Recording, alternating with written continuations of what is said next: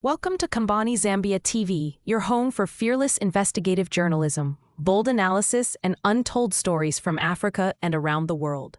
If you're new here, hit that subscribe button, tap the like, and share this video to spread the truth far and wide.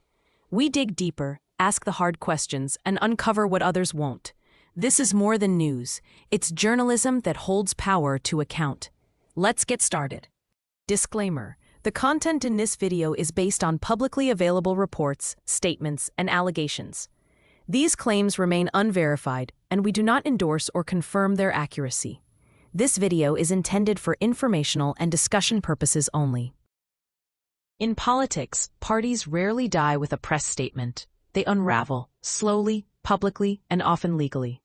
In recent days, one phrase has dominated Zambia's political conversation: PF is dead. But slogans are not facts, and political declarations are not legal conclusions. Behind this claim lies a complex sequence of factional disputes, alliance decisions, and competing claims over the political legacy of Edgar Lungu. A story shaped not by a single event, but by years of internal conflict. Tonight we examine what actually happened, step by step, and ask a more serious question. What does PF is dead mean in law, in politics, and in the public interest? The Patriotic Front's current crisis did not begin in January 2026. Through 2024 and 2025, PF was increasingly defined by internal leadership disputes, rival factions, and persistent core challenges. Questions around authority, who could speak for the party, who could make binding decisions, became routine rather than exceptional. Edgar Lungu's continued political relevance, despite legal uncertainty around his candidacy, further complicated matters.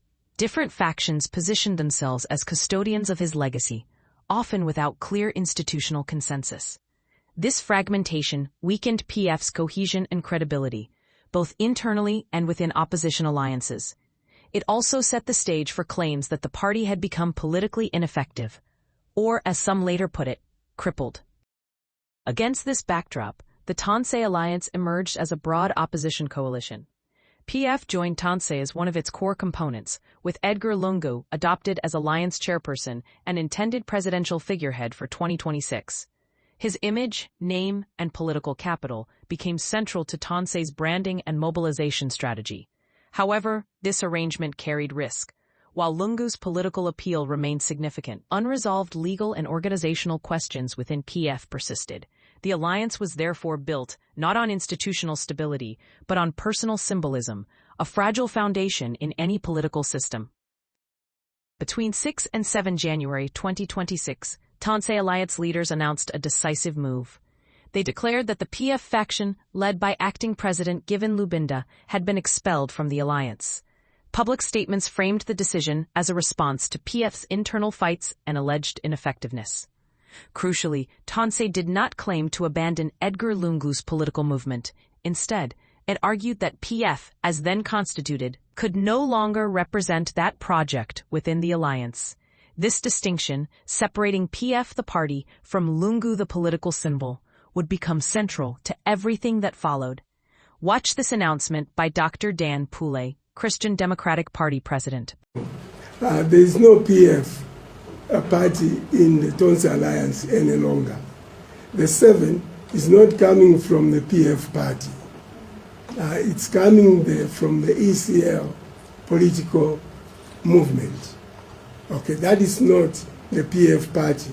That is led by Mr. Given Lubinda. And clearly, obviously, that party led by Mr. Given Lubinda and its leadership, they are no longer part of the Tonse Alliance. Okay? Correct. So whatever they are doing is not our business. We can't even talk about them. We wish them well. The Tonse Alliance is an alliance of political parties, civil society organizations, prominent individuals, church-related organizations, and the ECL movement, which comprises former ministers, members of parliament, former PF ministers, members of parliament, mayors, council chairmen, councillors, former ambassadors, and general membership of the ECL movement who were part of the PF. Okay. The response from PF figures was immediate. They rejected the Tonse meeting as illegal and disowned its resolutions. According to this view, Tonse lacked the authority to expel PF, and any such declaration was procedurally invalid. This was not simply a political disagreement. It was a dispute over legitimacy. Who had the power to decide, and under what rules? At this stage, no court had ruled PF dissolved. No statutory body had deregistered it. Yet public narratives were already shifting. As the standoff deepened, commentators and some alliance partners began openly describing PF as politically dead. This claim carried rhetorical power but little legal clarity. Political death can mean many things: loss of influence, loss of alliances, loss of organizational coherence. But it is not the same as legal extinction. Understanding this difference is critical in a constitutional democracy. Political narratives do not override party law, electoral law, or judicial authority. On 8 January 2026, a new actor stepped forward. The new Congress Party publicly declared that PF's conduct had dishonored Edgar Lungu's legacy. NCP asserted that it was the rightful custodian of Lungu's political project and claimed to be his chosen vehicle. This marked a significant escalation. For the first time, a party outside PF formally claimed ownership of Lungu's political identity, including his image and name, and suggested that Tonse should rally around it instead. Watch this. We first began to use the regalia with ECL's face on in Kawamba by-election.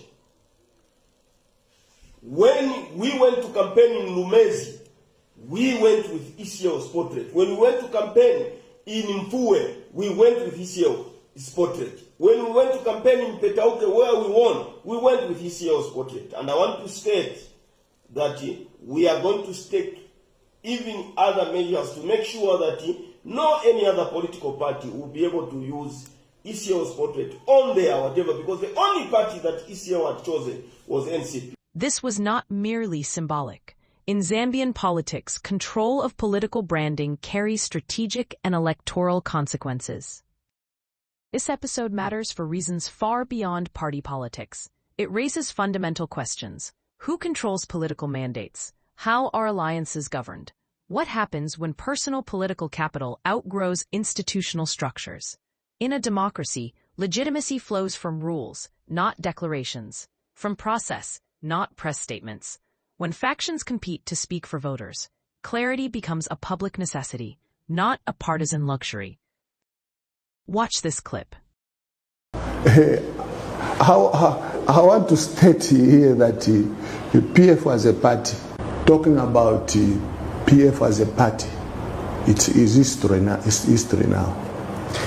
And people must know that after elections, PF will not be there. So is PF dead? Politically weakened? Yes. Internally fractured? Unquestionably. Legally extinguished? No such determination has been made. What this moment represents is not an ending, but a transition. One that will shape Zambia's opposition landscape heading into 2026. And as always, the final verdict will not be delivered by slogans, but by institutions, law, and the choices of the electorate. If this analysis helped you separate fact from political rhetoric, like this video so it reaches more people who care about clarity and accountability in public life. Use the comments to engage responsibly. Examine the timeline, question the processes, and share perspectives grounded in law, evidence, and the public interest, not slogans. And if you value journalism that treats power, institutions, and political claims with seriousness and restraint, subscribe to this channel. This platform exists to document what happens, test what is claimed, and give citizens the context they need to make informed judgments. Because democracy is not protected by noise. It is protected by scrutiny, process, and an informed public.